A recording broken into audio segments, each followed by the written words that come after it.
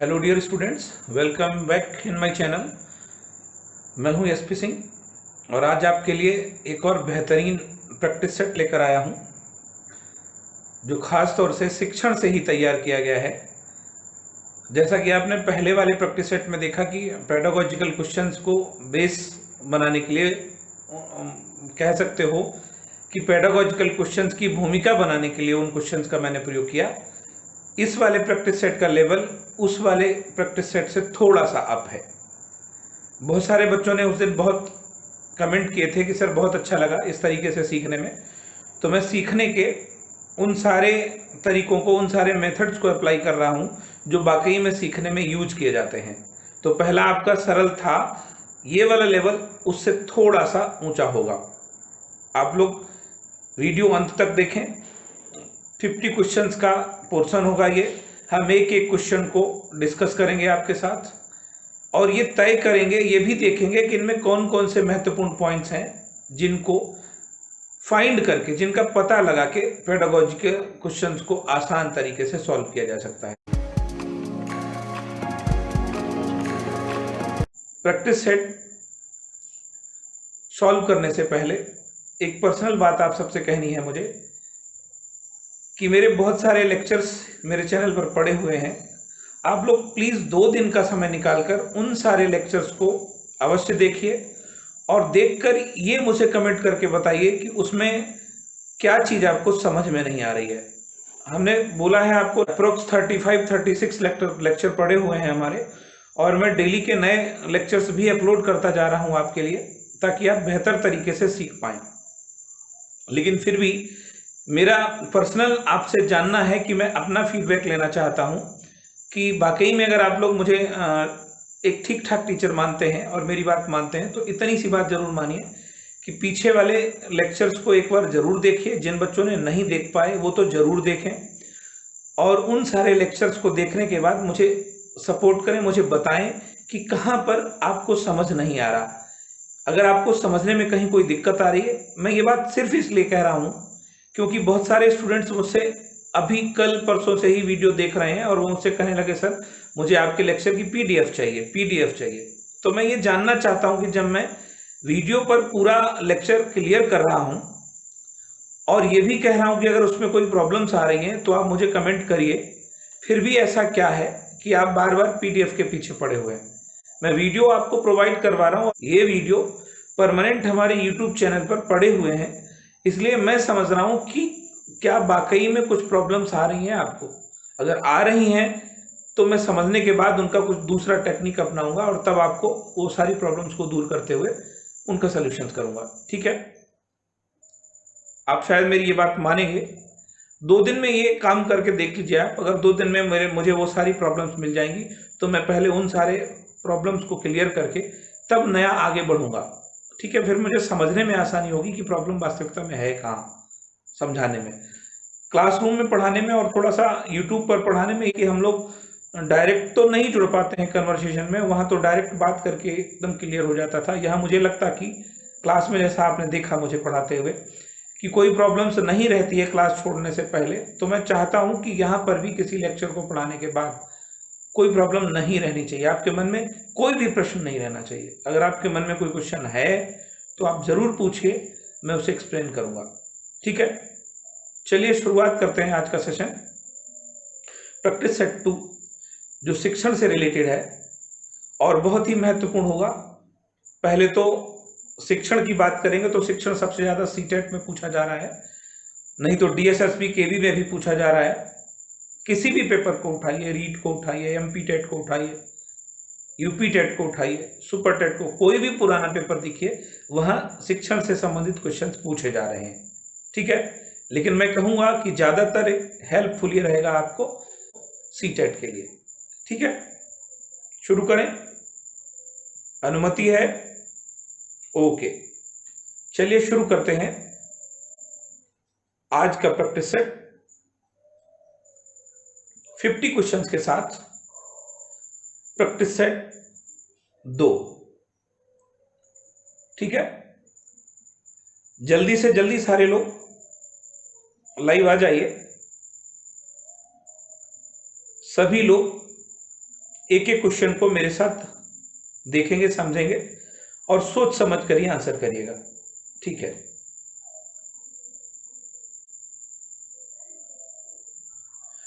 पहला question, first question, बुद्धि के संबंध में गलत कथन है। प्रश्न बहुत क्लियर है। मैंने प्रश्न का फॉन्ट भी बड़ा कर दिया है क्योंकि पहले कुछ बच्चों ने बोला था कि सर मुझे समझ में नहीं आता, देख नहीं पा रहा होता हूं, तो मैंने वो सारी चीजें करेक्ट करी हुई हैं। तो पहला प्रश्न है आपका, बुद्धि के संबंध में गलत कथन है। अब यहां समझने की कोशिश करें आप कि क्या पूछा जा रहा है। इंटेलिजेंस के संबंध में गलत कथन को पूछा जा रहा है, सही को नहीं पूछा जा रहा। आइडिया समझिए, निगेशन पैटर्न पर आधारित ये प्रश्न है। इसका मतलब पहले से धारणा बनाइए, 3 सही होंगे और 1 गलत होगा। जो सही होंगे वो हमारे आंसर नहीं होंगे, जो गलत होगा वो हमारा आंसर होगा। ऑप्शन ए, व्यक्ति को सीखने में सहायता करती है। किसके विषय में पूछा जा रहा? बुद्धि के बारे में, इंटेलिजेंस के बारे में पूछा जा रहा है। व्यक्ति को सीखने में सहायता करती है।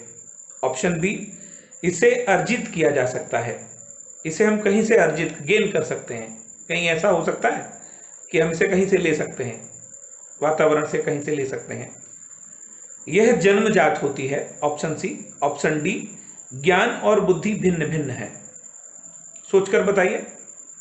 ए, व्यक्ति को सीखने में सहायता करती है। बी, इसे अर्जित किया जा सकता है।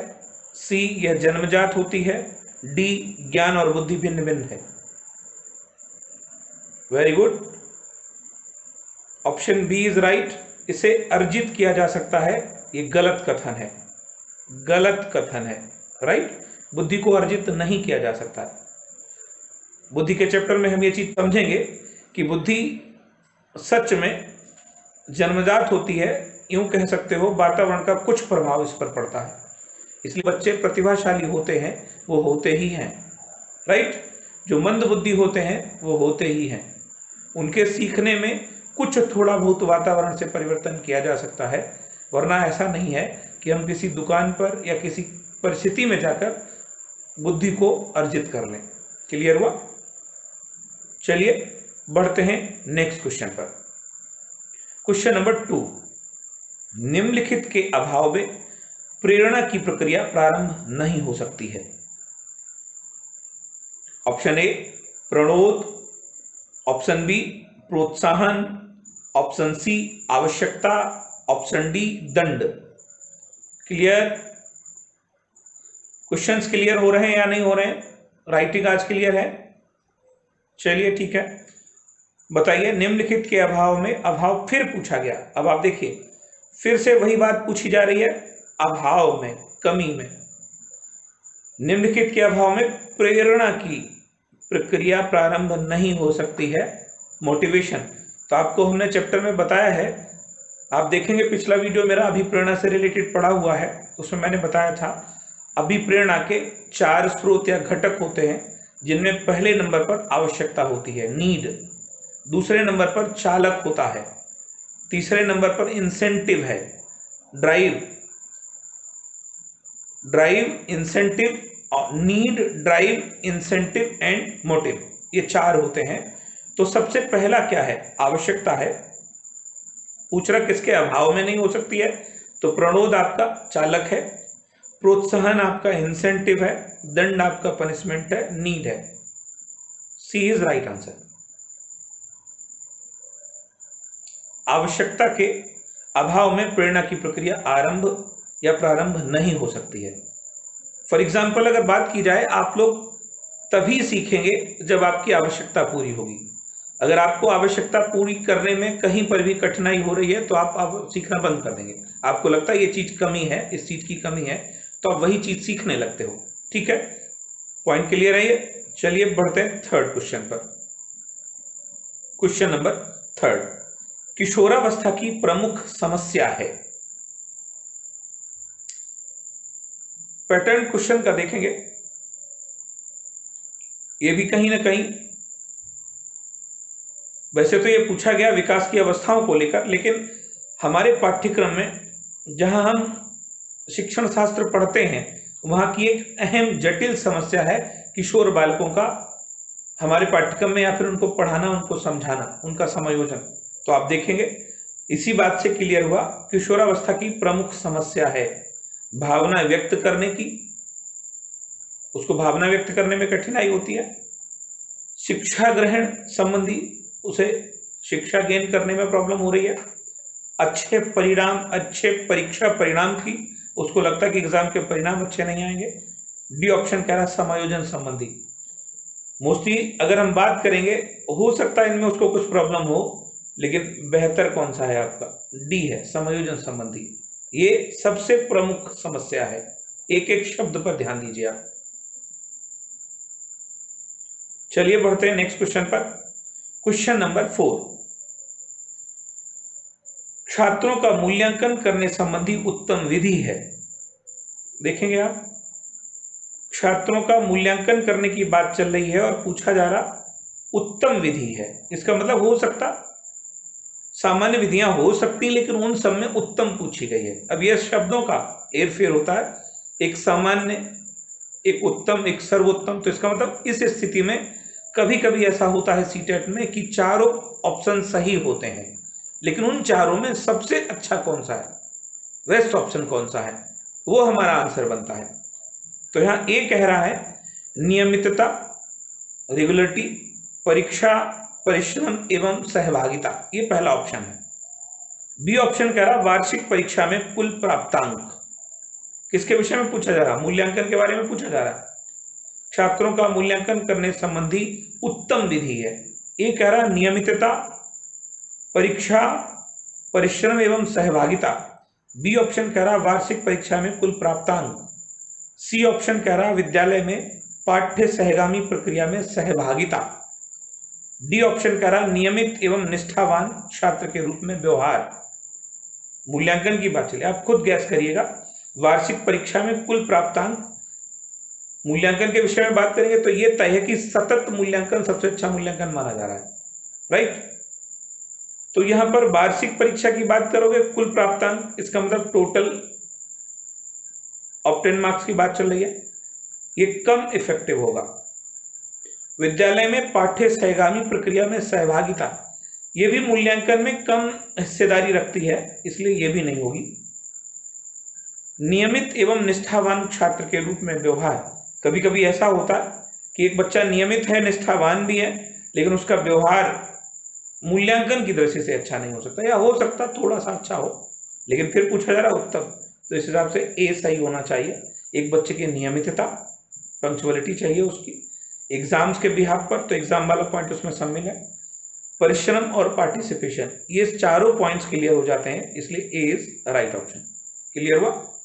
चलिए बढ़ते हैं नेक्स्ट क्वेश्चन पर। क्वेश्चन नंबर 5, बालक की संकोचशीलता का मुख्य कारण हो सकता है।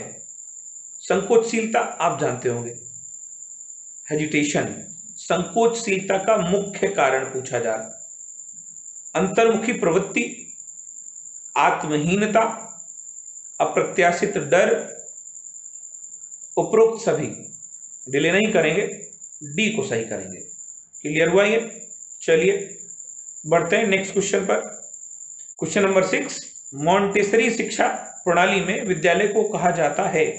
ऑप्शन ए बाल भवन, ऑप्शन बी शिक्षा केंद्र, ऑप्शन सी मनोरंजन भवन, ऑप्शन डी उपरोक्त सभी। अब यहां पर उपरोक्त सभी सोचकर गलती बिल्कुल भी मत करिएगा, राइट।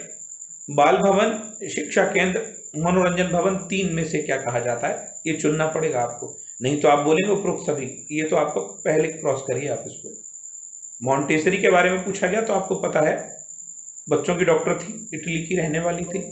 मॉन्टेसरी विधि पूरी तरीके से इनकी दी गई विधि है। इस विधि में इंद्रियों के प्रशिक्षण पर बल देने की बात कही गई है। मॉन्टेसरी मेथड बहुत ही अच्छा मेथड है प्ले स्कूल्स के लिए। तय है ये आपका ए सही होना चाहिए, बाल भवन, शिक्षा केंद्र और ये नहीं होंगे। ए इज राइट आंसर। क्लियर हुआ? ए इज राइट आंसर। चलिए बढ़ते हैं नेक्स्ट क्वेश्चन पर। मनोविज्ञान की व्यवहारवादी विचारधारा के संबंध में गलत कथन है। व्यवहारवादी विचारधारा के संबंध में गलत कथन है। एग्जाम में आया हुआ क्वेश्चन है ये। ऑप्शन ए, इसने व्यवहार को शारीरिक संघटकों तक ही सीमित रखा। अगर आप फाइंड करेंगे तो क्या पूछा जा रहा है? गलत पूछा जा रहा है। तो 3 सही होंगे, 1 गलत होगा। मनोविज्ञान की व्यवहारवादी विचारधारा ने व्यवहार को शारीरिक संघटकों तक ही सीमित रखा है। अब यहां देखेंगे ही शब्द का प्रयोग हुआ है, लेकिन यह नेगेटिव नहीं है, यह पॉजिटिव है। इसने मनोविज्ञान का मूल विषय स्थूल चेतन को ही माना है, स्थूल कॉन्क्रीट। इसने मनोविज्ञान के अध्ययन क्षेत्र में केवल प्रत्यक्ष चरों को ही शामिल किया है, प्रत्यक्ष डायरेक्ट वेरिएबल्स। यहां प्रत्यक्ष चर का मतलब क्या हुआ? डायरेक्ट वेरिएबल्स को ही शामिल किया है। इसने व्यवहार की व्याख्या उद्दीपन अनुक्रिया की क्रिया प्रतिक्रिया के संदर्भ में की है। तो 3 सही होंगे और 1 गलत होंगे। 1 गलत होगा। आप देखेंगे व्यवहारवादी विचारधारा ए पर सही कर रही है, ए आपका सही है, ये गलत नहीं होगा, यहां पर ये सही है, इस पर बात करती है वो। व्यवहारवादी विचारधारा का मूल विषय स्थूल चेतना, स्थूल का मतलब प्रत्यक्ष, जबकि व्यवहार स्थूल नहीं है, आप देखेंगे शायद। ठीक है, इसलिए बी आपका राइट आंसर होगा। क्लियर हुआ? बी के विषय में स्थूल चेतन को ही, मनोविज्ञान का मूल विषय स्थूल को ही नहीं माना, सूक्ष्म को भी माना है, समझिए आप, इसलिए बी गलत है। चलिए बढ़ते हैं नेक्स्ट क्वेश्चन पर। बुद्धि लब्धि पर पर्यावरण का प्रभाव पड़ता है, इससे संबंधित प्रयोग किया है। बुद्धि का चैप्टर जब कभी आप पढ़ते होंगे तो आपने देखा वहां पर 2 मूल बिंदु हैं। व्यवहारवादियों का मानना है कि बुद्धि पर वातावरण पर्यावरण का प्रभाव पड़ता है, और जो अव्यवहारवादी हैं वो मानते वंशानुक्रम का, और एक दूसरे के दोनों विपरीत हैं, विरोधी हैं, और वो विवाद जाना जाता है प्रकृति पोषण विवाद के नाम पर।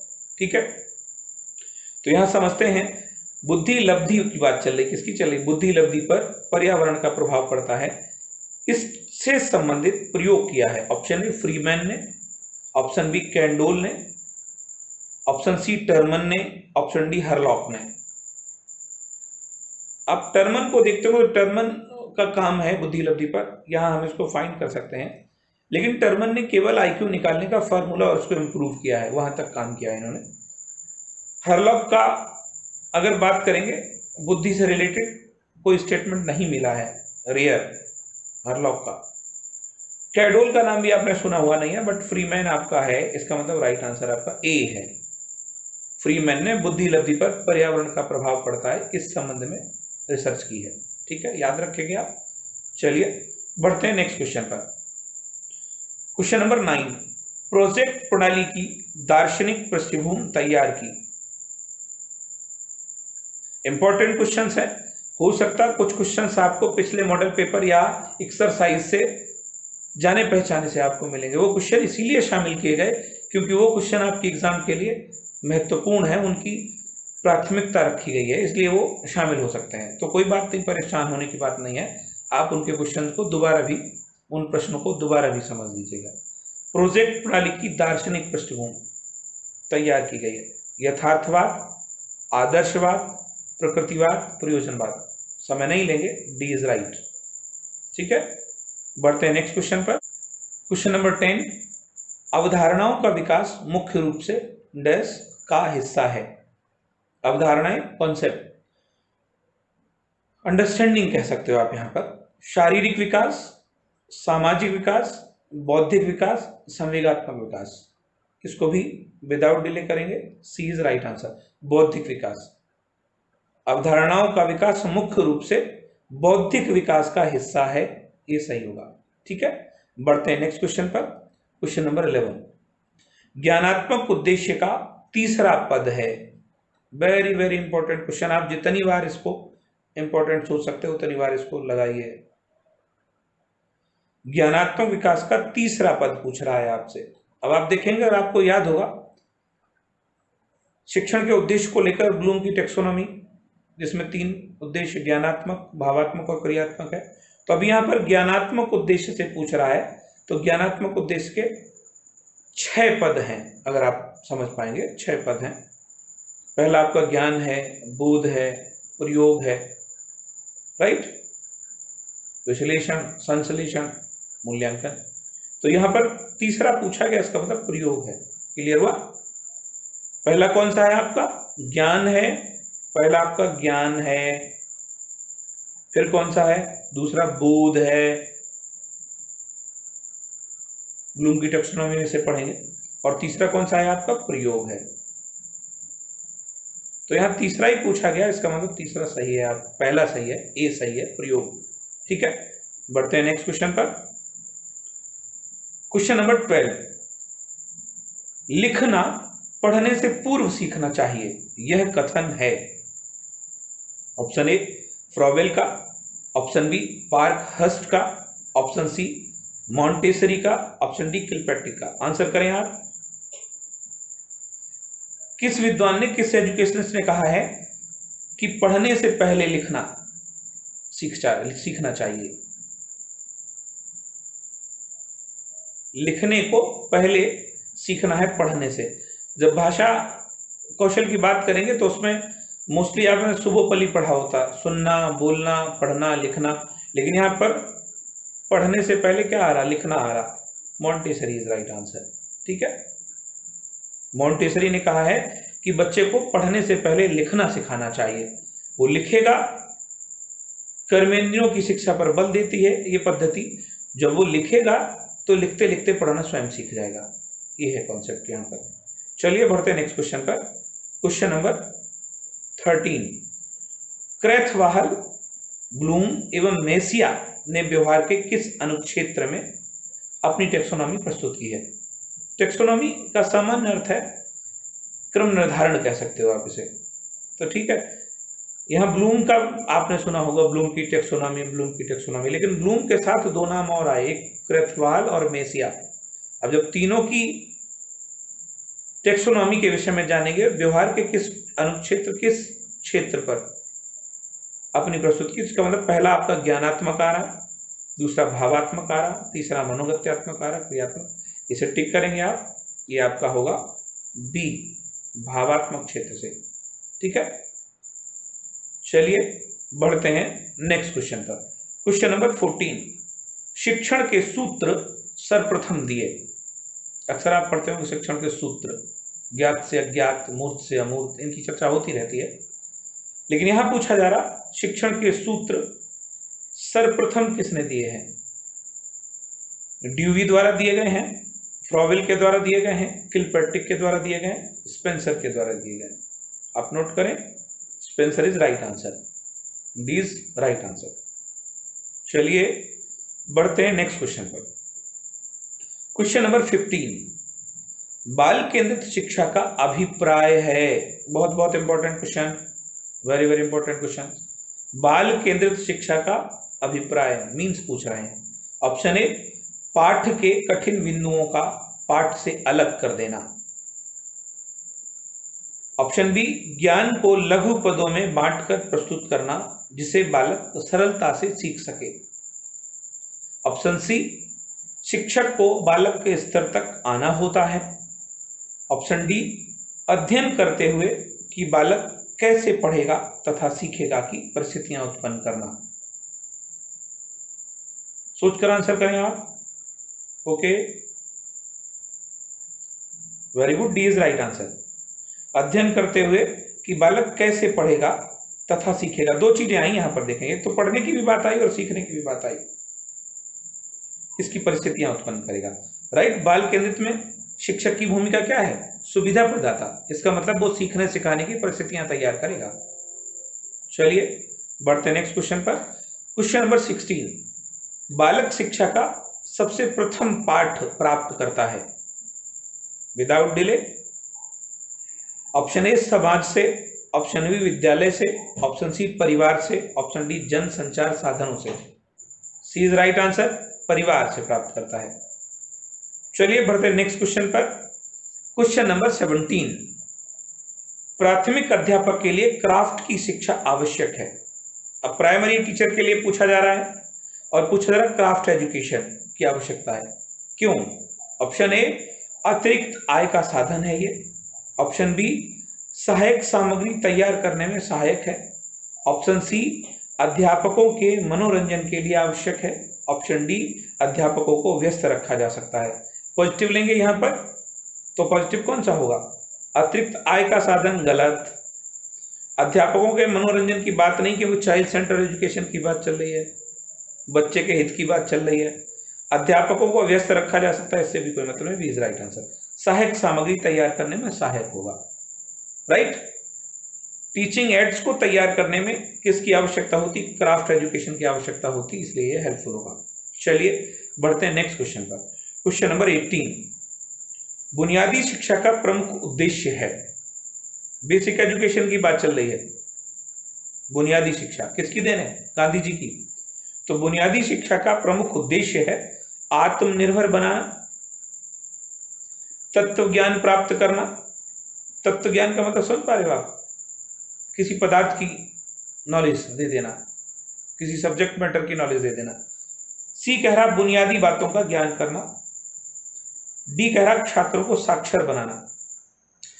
एक पॉइंट जो बहुत महत्वपूर्ण है उसको समझने की बात करिए। जब कभी साक्षर की बात करी जाएगी तो भारत में लिटरेसी, साक्षरता, लिटरेसी, यहाँ इसका मतलब सिर्फ इतना है कि बच्चों को अक्षर ज्ञान होना चाहिए और वो अपना नाम लिख सकें। लेकिन यहाँ बुनियादी शिक्षा की बात चल रही है, इसका मतलब इससे हमारा कोई लेना देना नहीं है, इससे कोई लेना देना नहीं, इससे कोई लेना देना। ए इज राइट आंसर। ए हमारा बिल्कुल सही है। आत्मनिर्भर बच्चों को हम क्या बनाएं? आत्मनिर्भर बनाने का उद्देश्य रखना है। यही बात एनसीएफ भी कह रहा है। बढ़ते नेक्स्ट क्वेश्चन पर। क्वेश्चन नंबर 19, अध्यापक का प्रमुख गुण है। इसका मतलब एक टीचर का मेन गुण पूछा जा रहा है, प्रमुख गुण क्या होता है? ऑप्शन ए, अध्यापन में निपुणता। ऑप्शन बी, तत्व ज्ञान प्रदान करना। ऑप्शन सी, व्यवहार कुशलता। ऑप्शन डी, भाषण कला का प्रभावशाली होना। अध्यापक का विशेष गुण पूछा जा रहा है, प्रमुख गुण पूछा जा रहा, आप सोच कर जवाब दें। ऑप्शन ए, अध्यापन में निपुणता। ऑप्शन बी, तत्व ज्ञान प्रदान करना। ऑप्शन सी, व्यवहार कुशलता। ऑप्शन डी, भाषण कला का प्रभावशाली होना। फिर वहीं पहुंचिए, चाइल्ड सेंटर एजुकेशन है, हमें अध्यापक के प्रभावशाली भाषण से कुछ मतलब नहीं है। व्यवहार कुशलता, वो कितना अच्छा व्यवहार करता है इंपॉर्टेंट हो सकता है, लेकिन ज्यादा महत्वपूर्ण नहीं है। तत्व ज्ञान प्रदान करना, इससे भी मतलब नहीं। अध्यापन में, टीचिंग में परफेक्ट होना चाहिए, वो टीचिंग स्किल्स उसको आनी चाहिए और वो बच्चों को इस योग्य हो, बच्चों को सिखाने के योग्य हो। बात खत्म हो गई, परफेक्ट होगा ये। चलिए बढ़ते हैं नेक्स्ट क्वेश्चन पर।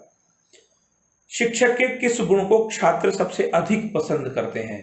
आप लोग क्लासरूम में देखते होंगे, एक टीचर का कौन सा ऐसा गुण है जिसको बच्चे पसंद करते हैं और बच्चे भी सबसे अधिक पसंद करते हैं? ऑप्शन ए, समय की पाबंदी। ऑप्शन बी, उसकी निष्पक्षता। ऑप्शन सी, अनुशासन प्रियता। ऑप्शन डी, स्वेच्छाचारिता। गेस करें आप। Very good. ए, समय की पाबंदी। बी, उसकी निष्पक्षता। सी, अनुशासन प्रियता। डी, स्वेच्छाचारिता। आप यहां से सीख भी सकते हैं क्योंकि आप भी टीचर बनने वाले हैं, इसलिए एक अध्यापक का वो कौन सा गुण है जिसको छात्र सबसे ज्यादा पसंद करते हैं? Very good, B is right answer. उसकी निष्पक्षता। अगर टीचर पार्शियलिटी करता होगा तो बच्चे उसे कभी लाइक नहीं करेंगे और उसकी सारी क्वालिटी, सारे गुण धरे के धरे रह जाएंगे। अगर वो निष्पक्ष है तो टीचर उसका सबसे अधिक सम्मान करते हैं, उसको बहुत ज्यादा लाइक करते हैं। ठीक है, निष्पक्षता का मतलब पक्षपात न करने वाला टीचर, किसी भी भेद को। एनसीएफ भी कह रहा है शिक्षा को सभी प्रकार के भेदों, शोषणों से मुक्त किया जाए। ना तो लैंगिक भेद होना चाहिए क्लासरूम में, जातिगत भेद नहीं होना चाहिए, धर्मगत भेद नहीं होना चाहिए, भाषागत भेद नहीं होना चाहिए, रंग भेद नहीं होना चाहिए। इसका मतलब निष्पक्ष, उसकी निष्पक्षता। क्लियर हुआ होगा। बढ़ते क्वेश्चन नंबर 21 की ओर। एक शिक्षक सबसे अधिक सीखता है। अब शिक्षक के सीखने की बात आई है। एक टीचर सबसे अधिक सीखता है पुस्तकों से। Option A. ऑप्शन बी, शोध पत्रों से। ऑप्शन सी छात्रों से, ऑप्शन डी कार्यशालाओं से। सी इज राइट आंसर।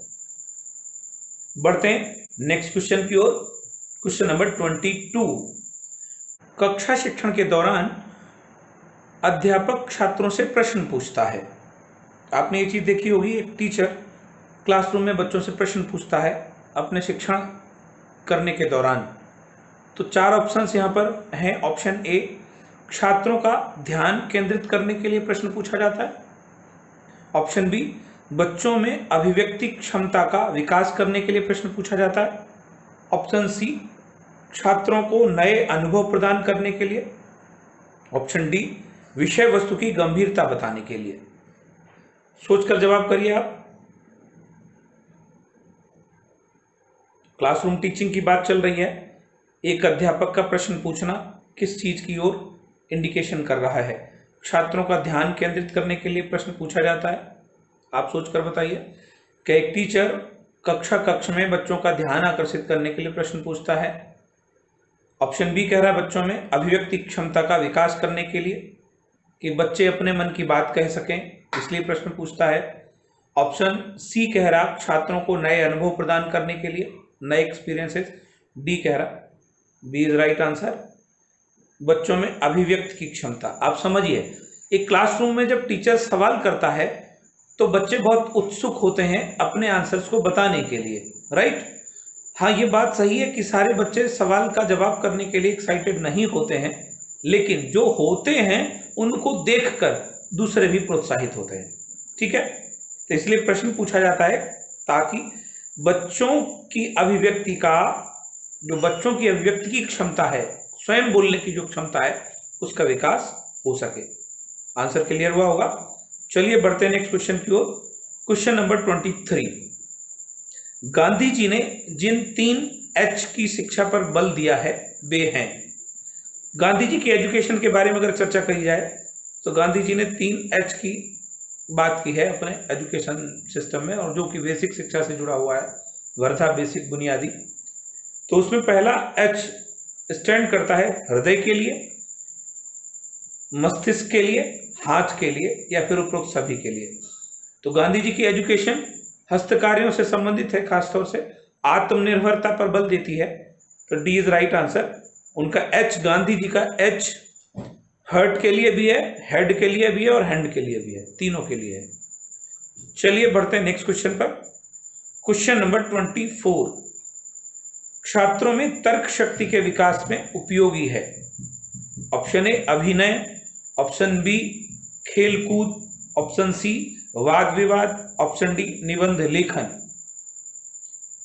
आंसर बताइए इसका। छात्रों में तर्क शक्ति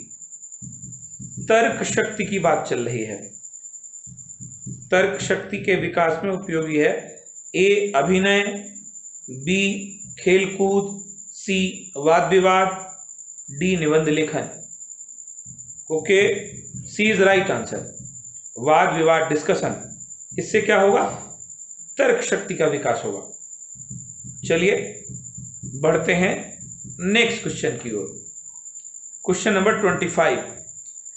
शिक्षा तभी सार्थक होगी जब वह छात्र केंद्रित हो, पाठ्यक्रम केंद्रित हो, शिक्षक केंद्रित हो, रोजगार केंद्रित हो।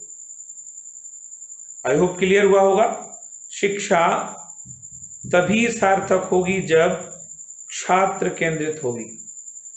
पाठ्यक्रम केंद्रित, शिक्षक केंद्रित, रोजगार केंद्रित से कोई मतलब नहीं है। क्यों? वर्तमान एजुकेशन चाइल्ड सेंटर्ड, बार बार याद रखिएगा, शिक्षा का केंद्र बिंदु बालक है। तो जितना अच्छा बालक का विकास होगा उतना अच्छा देश का विकास होगा, समाज का विकास होगा, व्यक्ति का विकास होगा, संस्कृति का विकास होगा, सबका विकास होगा, राइट? इसलिए छात्र केंद्रित हो। चलिए बढ़ते हैं नेक्स्ट क्वेश्चन की ओर। Question number 26। शिक्षा की दिशा निर्धारित करता है। इसका जवाब आप करेंगे।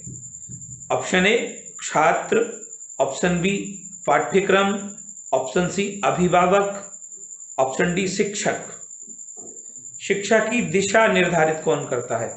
इसका आंसर मैं नहीं करूंगा, कमेंट बॉक्स में जाकर आप स्वयं इसका आंसर करेंगे।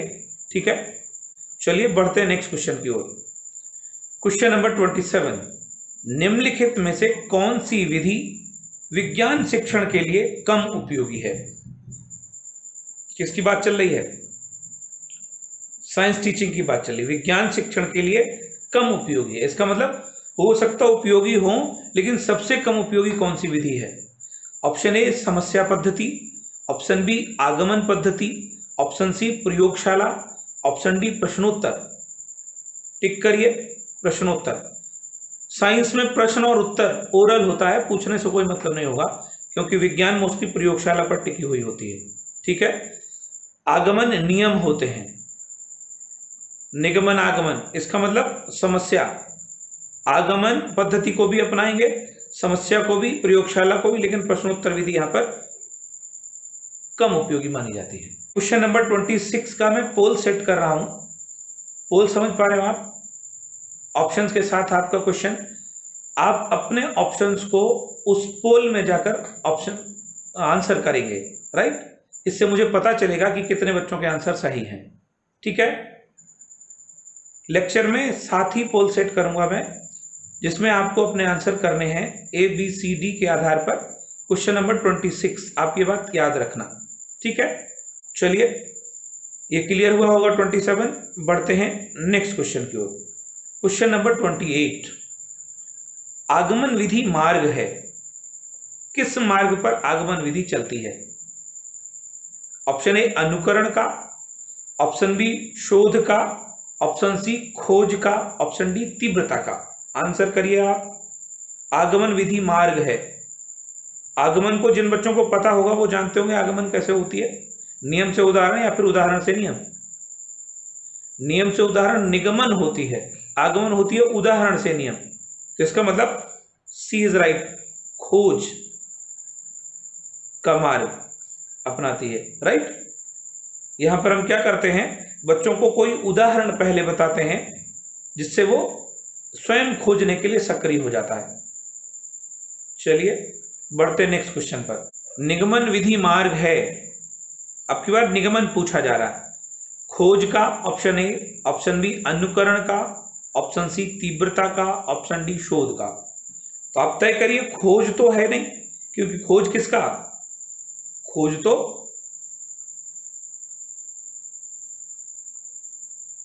आगमन का विधि मार्ग था, तो इसका मतलब निगमन का पूछा जा रहा। निगमन का कौन सा होगा? निगमन का अनुकरण होगा। B is right answer. ठीक है। बच्चे को नियम बताए जाते हैं, जो नियम होते हैं उनका अनुकरण करते हैं वो। चलिए बढ़ते हैं नेक्स्ट क्वेश्चन पर। क्वेश्चन नंबर 30, मनुष्य स्वतंत्र पैदा होता है, किंतु वह बाद में सब और जंजीरों से बांध दिया जाता है, यह कथन है। अक्सर आपने सुना होगा इसके बारे में। सबसे बड़े प्रकृतिवादी रूसो का कथन है ये। किसका कथन है? रूसो का। ठीक है। ज्यादा समय मत लीजिए। सबसे बड़े प्रकृतिवादी कौन थे? रूसो थे। रूसो की किताब अमील, ठीक है, बहुत ज्यादा इंपॉर्टेंट ये बुक है। अमील का राइटर कौन है? और एक स्लोगन दिया, प्रकृति की ओर लौटो। बाल केंद्रित शिक्षा के सबसे प्रबल समर्थक कौन थे? रूसो थे। ठीक है। इन तीन से यहां मतलब नहीं है, रूसो है। चलिए बढ़ते हैं नेक्स्ट क्वेश्चन की ओर। क्वेश्चन नंबर 31, स्त्रियों की अपेक्षाकृत पुरुष ज्यादा बुद्धिमान होते हैं, यह कथन। बहुत सोचकर आंसर करिए, बहुत सोचकर। स्त्रियों की अपेक्षाकृत पुरुष ज्यादा बुद्धिमान होते हैं, यह कथन। ऑप्शन ए लैंगिक पूर्वाग्रह को दर्शाता है, ऑप्शन बी बुद्धि के भिन्न पक्षों के लिए सही है, ऑप्शन सी बुद्धि पर लिंग का कोई प्रभाव नहीं पड़ता है, ऑप्शन डी स्त्रियां अधिक बुद्धिमान होती हैं। सोचकर आंसर करिए। Very good. चलिए okay, C is right answer. आप लोग सोच रहे होंगे ए होगा, ए नहीं है, भूल कर भी यहां मत सुनिए। अब सुनिए क्यों नहीं है ए। क्योंकि ये स्टेटमेंट पर्टिकुलर किससे रिलेटेड है? ये बुद्धिमत्ता से रिलेटेड है, बुद्धिमान। इसका मतलब ये बुद्धि के संबंध में पूछा जा रहा है, ना कि जेंडर वाइज। अगर कहीं जेंडर वाइज की बात चलेगी तो हम कुछ दूसरे क्वेश्चन होते हैं, उनको हम पूरे एक चैप्टर में बताएंगे। यहाँ केवल बुद्धि की बात चल रही है, तो आप समझिए बुद्धि के भिन्न पक्षों के लिए सही है कि स्त्रियां, सिंपल सी बात, रॉस का स्टेटमेंट है, रॉस ने कहा है इस पर कि बुद्धि पुरुषों में अधिक होती है, स्त्रियों में कम होती है, और इस रिसर्च को, इस परिभाषा को कैंसिल किया गया है, अमान्य किया गया है, यह कहकर कि बुद्धि पर लिंग का कोई प्रभाव नहीं पड़ता, इसलिए सी इज राइट आंसर। ठीक है, चलिए बढ़ते हैं नेक्स्ट स्टेप, नेक्स्ट क्वेश्चन पर। क्वेश्चन नंबर 32, बालक की शिक्षा को परिवार किस प्रकार प्रभावित करता है? किसी बालक की शिक्षा को एक परिवार किस प्रकार से प्रभावित करता है? ऑप्शन ए, सुख सुविधाएं देकर, ऑप्शन बी, बालक को स्कूल भेजकर, ऑप्शन सी, गृह कार्य में सहायता देकर, ऑप्शन डी, सांस्कृतिक रूप से शिक्षित करके। D is right answer. Clear? बढ़ते हैं नेक्स्ट क्वेश्चन की ओर। क्वेश्चन नंबर 33, प्रजातांत्रिक मूल्यों के विकास का लक्ष्य पूरा हो सकेगा? डेमोक्रेटिक वैल्यूज की बात चल रही है। ऑप्शन ए, बाल केंद्रित शिक्षा प्रणाली में, ऑप्शन बी, सामूहिक शिक्षा प्रणाली में, ऑप्शन सी, अधिनायकवादी शिक्षा प्रणाली में, डी कह रहा शिक्षकोन्मुखी प्रणाली में। Option A is right answer. चलिए बढ़ते हैं नेक्स्ट क्वेश्चन पर। क्वेश्चन नंबर 34, प्रत्येक शिक्षार्थी स्वयं में विशिष्ट है, इसका अर्थ है? ऑप्शन ए, सभी शिक्षार्थियों के लिए एक समान पाठ्यचर्या संभव नहीं। ऑप्शन बी, एक विषम रूपी कक्षा में शिक्षार्थियों की क्षमताओं को विकसित करना असंभव। ऑप्शन सी, शिक्षार्थियों में ना तो कोई समान विशेषताएं होती हैं और न ही उनके लक्ष्य समान होते हैं। ऑप्शन डी, कोई भी दो शिक्षार्थी अपनी योग्यताओं, रुचियों और आदतों में एक समान नहीं होते हैं। Right answer.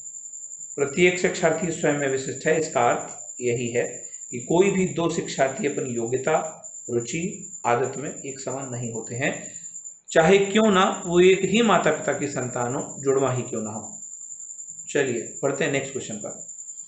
क्वेश्चन नंबर 35, पुरस्कार किसी प्रतिक्रिया को सुदृढ़ करते हैं तथा दंड कमजोर करते हैं, इसे कहा जा सकता है?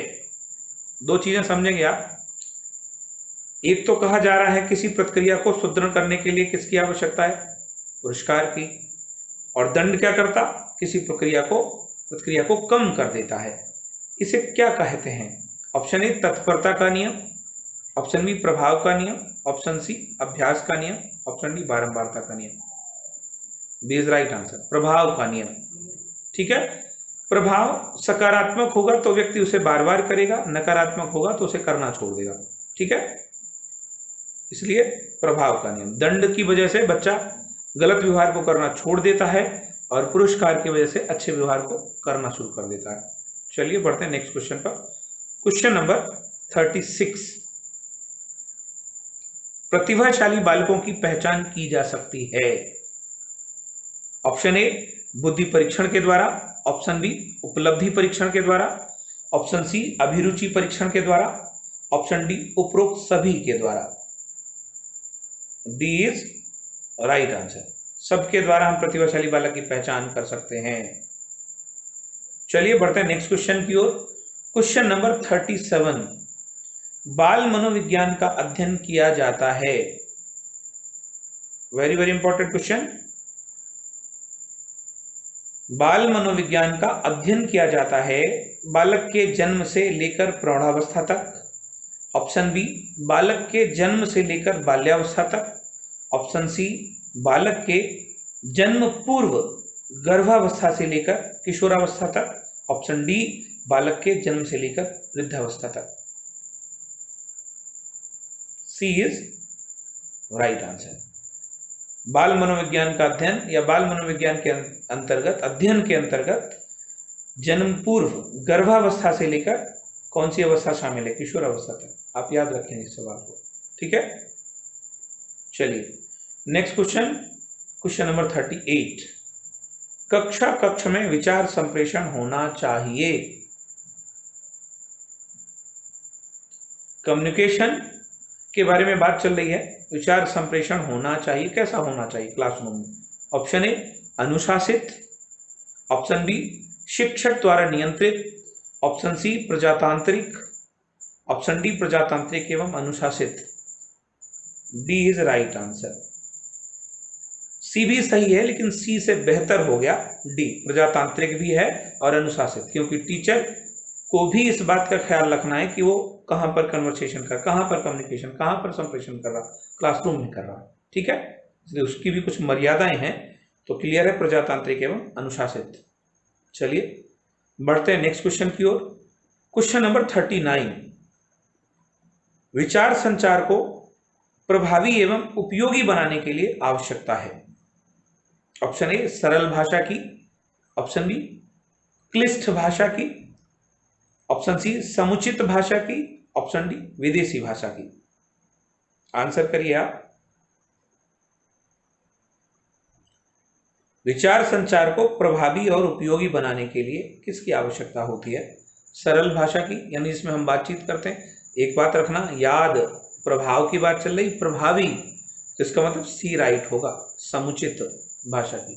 ना तो बहुत सरल चाहिए ना बहुत क्लिष्ट चाहिए, और विदेशी भाषा से कोई मतलब नहीं है। आई होप क्लियर हुआ होगा। चलिए बढ़ते हैं नेक्स्ट क्वेश्चन पर, क्वेश्चन नंबर 40।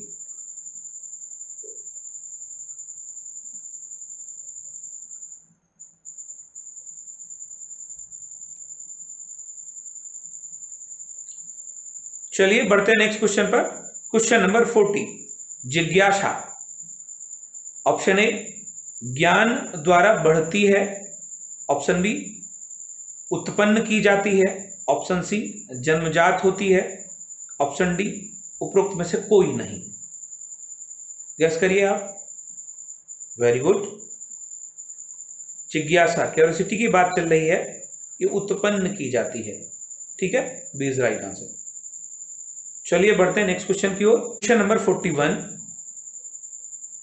शिक्षण क्षेत्र निम्न में से किस गलत अवधारणा से भरा हुआ है? शिक्षण क्षेत्र की बात चल रही है, किस गलत अवधारणा से, गलत सोच से भरा पड़ा है? ऑप्शन ए शिक्षण में आने वाली दिक्कतों को उचित प्रकार से हल नहीं किया जाता है, ऑप्शन बी शिक्षण विधियों का अभाव है, ऑप्शन सी शैक्षणिक योग्यता की कमी है, ऑप्शन डी उपयुक्त में से कोई नहीं। कैस करिए आप। Very good, A is right answer. शिक्षण में आने वाली दिक्कतों परेशानियों को उचित प्रकार से हल नहीं किया जा रहा, ये गलत अवधारणाएं हैं। ठीक है, चलिए बढ़ते हैं नेक्स्ट क्वेश्चन की ओर। Question number 42। बालक को, क्वेश्चन नंबर 42, बालक जो पहले सीख चुके हैं उसकी पुनरावृत्ति और प्रत्यास्मरण में बालकों की मदद करना महत्वपूर्ण है, क्योंकि ऑप्शन ए पूर्व पाठों को दोहराने का यह एक प्रभावी तरीका है, ऑप्शन बी यह बालकों की स्मृति को बढ़ाता है जिससे सीखना सुदृढ़ होता है, ऑप्शन सी यह किसी भी कक्षा अनुदेशन के लिए एक सुविधाजनक शुरुआत है, ऑप्शन डी नई जानकारी को पूर्व जानकारी से जोड़ना सीखने को समृद्ध बनाता है। मैं वेट करूंगा इसके आंसर के लिए आपका। ठीक है, आप खुद से आंसर करें, देखता हूं कितने सारे बच्चे इसका सही आंसर करते हैं। ऑप्शन ए पूर्व पाठों को दोहराने का यह एक प्रभावी तरीका है, ऑप्शन बी यह बालकों की स्मृति को बढ़ाता है जिससे सीखना सुदृढ़ होता है, ऑप्शन सी यह किसी भी कक्षा अनुदेशन के लिए एक सुविधाजनक शुरुआत है, ऑप्शन डी नई जानकारी को पूर्व जानकारी से जोड़ना सीखने को समृद्ध बनाता है। ठीक है, डी इज राइट आंसर। नई जानकारी को पूर्व जानकारी में जोड़कर सीखना समृद्ध हो जाता है, पियाजे। ठीक है, पियाजे की थ्योरी प्लेलिस्ट में पड़ी हुई है, आप लोग जाकर पूरी तरीके से पढ़िए, समझिए, जहां पर आपको समझ में नहीं आ रही आप बताइए मुझे, ठीक है। चलिए बढ़ते हैं नेक्स्ट क्वेश्चन की ओर। क्वेश्चन नंबर 43, खेल खेल में शिक्षा का अर्थ है। अब आप देखिए, अधिकतर लोगों के मुंह से ये बात सुनी गई होगी, प्ले वे मेथड, खेल खेल कर सिखाइए, आप भी ये बात करते होंगे, लेकिन आज क्वेश्चंस में ये बहुत प्रमुखता से पूछा जाने वाला टर्म है एग्जाम में, तो आप समझकर जवाब करें। खेल खेल में शिक्षा का अर्थ है, ऑप्शन ए जीवन में खेल की भावना प्रदान करना, ऑप्शन बी खेल द्वारा शिक्षा प्रदान करना, ऑप्शन सी बालकों में खेल की भावना विकसित करना, ऑप्शन डी खेलने के लिए शिक्षा देना। सोचकर आंसर करें आप लोग। खेल खेल में शिक्षा का अर्थ है, बी इज राइट आंसर, खेल द्वारा शिक्षा प्रदान करना। क्लियर हुआ? चलिए बढ़ते हैं नेक्स्ट क्वेश्चन पर। क्वेश्चन नंबर 44,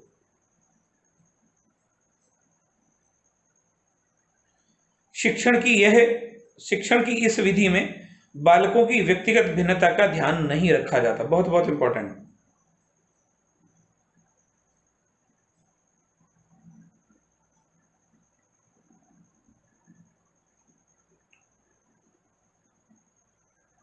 शिक्षण की इस विधि में बालकों की व्यक्तिगत भिन्नता का ध्यान नहीं रखा जाता है। ऑप्शन ए व्याख्यान विधि, ऑप्शन बी सूक्ष्म शिक्षण विधि, ऑप्शन सी समूह शिक्षण विधि, ऑप्शन डी व्यक्तिगत शिक्षण विधि। आई होप आप चुन पाए होंगे आंसर को। ए इज राइट आंसर, व्याख्यान विधि में। व्याख्यान में क्या होता है, टीचर व्याख्यान करता रहता और टीचर एक्टिव होता है। स्टूडेंट कैसा होता, निष्क्रिय श्रोता के रूप में होता है, इसलिए इंडिविजुअल ध्यान नहीं दिया जाता, उस पर अटेंशन नहीं किया जाता है। बाकी की सूक्ष्म शिक्षण, समूह शिक्षण, व्यक्तिगत शिक्षण में व्यक्तिगत भिन्नताओं का ध्यान रखा जाता है। तो व्याख्यान विधि राइट आंसर है। बढ़ते हैं नेक्स्ट क्वेश्चन पर। क्वेश्चन नंबर 45, निम्नलिखित में से कौन सा वाक्य आगमन विधि की प्रकृति को स्पष्ट नहीं करता है? अब आइए आप अपना इंटेलेक्चुअल यूज करने के लिए।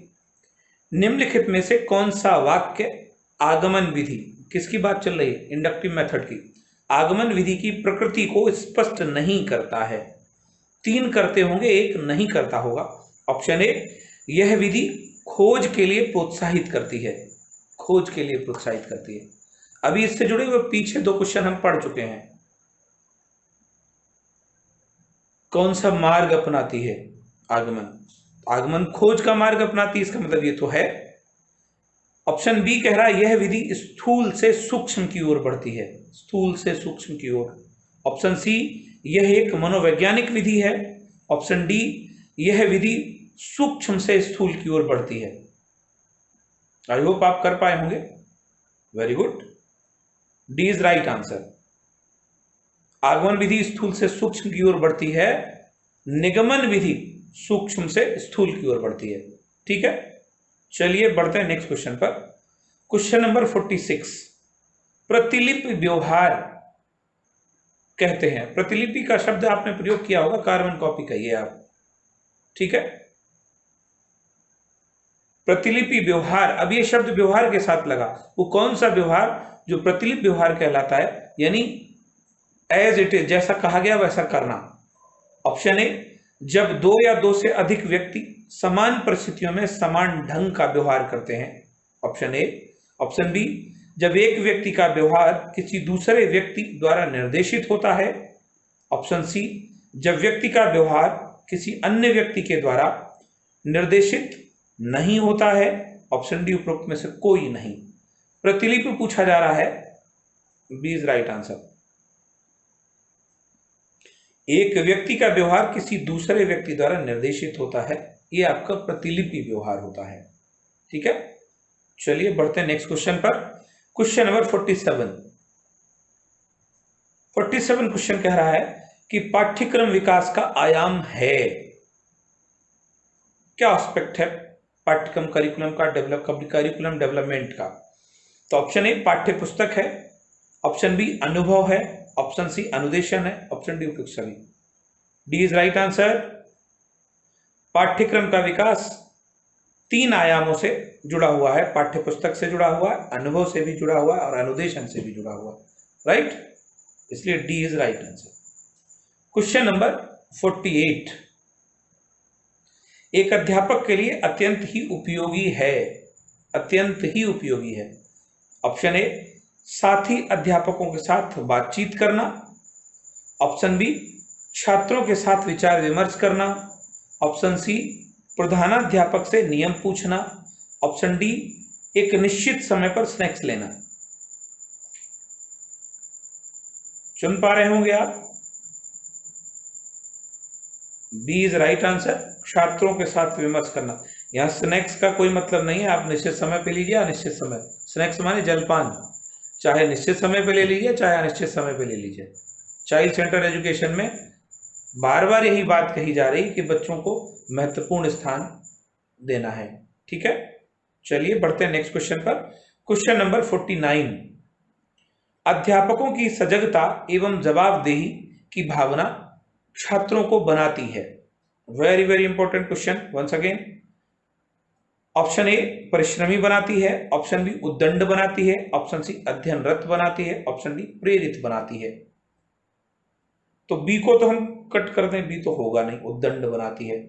अध्यापकों की सजगता, अध्यापक जितना सजग होगा और अध्यापक की जवाबदेही होगी तो उसकी भावना छात्रों को कैसा बना देगी, प्रेरित बना देगी। बच्चों को लगने लगा कि ये टीचर मेरे लिए इतनी सारी मेहनत करता है तो यार मुझे भी कुछ अच्छा करना चाहिए, मोटिवेट हो जाता है स्टूडेंट, ठीक है। चलिए बढ़ते हैं नेक्स्ट क्वेश्चन की ओर।